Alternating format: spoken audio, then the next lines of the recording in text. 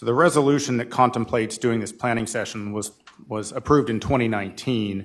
We could not find any record of such a plan. Is to look at the most major of items and says that the CEO will conduct an annual planning session at the board meeting in December each year with the purpose to provide basic direction and set priorities for the coming year. And it further goes on to say that the CEO will provide information on major issues facing the organization or our ability to implement the strategic plan. There's some significant choices to be made. I think Reston and the association are at the precipice of what I will call full maturity as an operation. So as we hit 60 years and most of our facilities are at least 35 or 40 years old, I really believe that you should think about, and I'm significantly advocating for, that we spend most of our time at the strategic level thinking about the finances of the association and what our financial needs are going to be going forward. Reserve study contemplated as much as $190 million worth of potential needs over the next 30 years. And if you do very simple math, every $1 million is about $50 on the assessment. So if we are at 848 right now, and the CI or the reserve study contemplates needing anywhere between $3.5 and $7 million a year, depending on how we sharpen our pencils, we're north of $1,000 in a hurry. We are assuming now is what everybody wants, which is we're going to continue to own and operate 15 swimming pools and 55 miles of trails and 1,300 acres of open space, all the physical buildings. When you add up all of those physical assets, they're well into the 9 figures worth of total land and physical assets. And what that means is we are currently trying to balance budgets on about $70 a month per household. And so when you look at the capital needs to make sure they're useful as compared to having a nightmare scenario, one breaks and is out of order for some period of time, there's costs that come with that. I would like to talk to the board about understanding those financial needs and the role of the assessment vis-a-vis disposed of. I would suggest that it would be highly beneficial for you all to think about how you evaluate your own performance. Are you interested in a code of conduct or civility? Do you want to talk about procedural considerations? A number of you have raised concerns about when you revisit things you've already decided or how that process ought to work and those sorts of things. Those kinds of cultural norms and working through them can really help you, as a group. And I'm happy to help in any way I can. I'm happy to get you a facilitator. I've certainly done it that way in the past. So I just want to put that out there for you all. That Matt gave us, I needed to organize my thoughts, and I prepared just a list of everything that I could gather.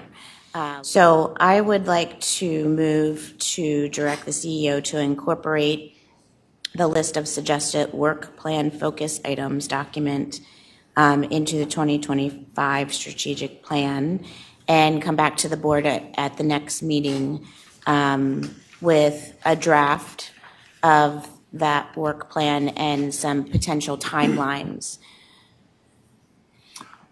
Mr. President, I'm going to second the motion, but then I'm going to move to defer further consideration of this matter until the next meeting to give the staff an opportunity to look at this document that's just been put. So to speak to the motion, the purpose of my motion was to do just that, which was to have staff be able to take this document back, to look at it, to bring us their version, because there might be other items that we discussed tonight, to incorporate them in, to come up with some timelines, to come back to. As you all know, I'm very cautious of the fact that we are a governing board, not an operating board, and I think we overstepped that line way too many times. And so I am in agreement with Margaret that this board is meant to be a board that discusses policy, and that the meetings that have gone on interminably in this year, twice a month for 5 to 6 hours, their excessive length is largely due to our own board's failure to stay in our lane and to stay with policy discussions and to trust the staff and to work on communicating about policy decisions with the staff. So I'm also in a situation like Trevor where I'm going off the board. I am delighted that there was one candidate for my position We would have had more if we could use some self-discipline about our meetings. When people find out it's 2 6-hour meetings a month, no one wants to run for this position, or few do, thanks to those who do. And so I think we need to learn how to stay in our lane. I also agree with Trevor that I think we should be guided by what Mac has presented with us. You know, I have, from time to time, heard members say, you get down into the weeds too much. And then I ask, give me an example. And what I get is crickets.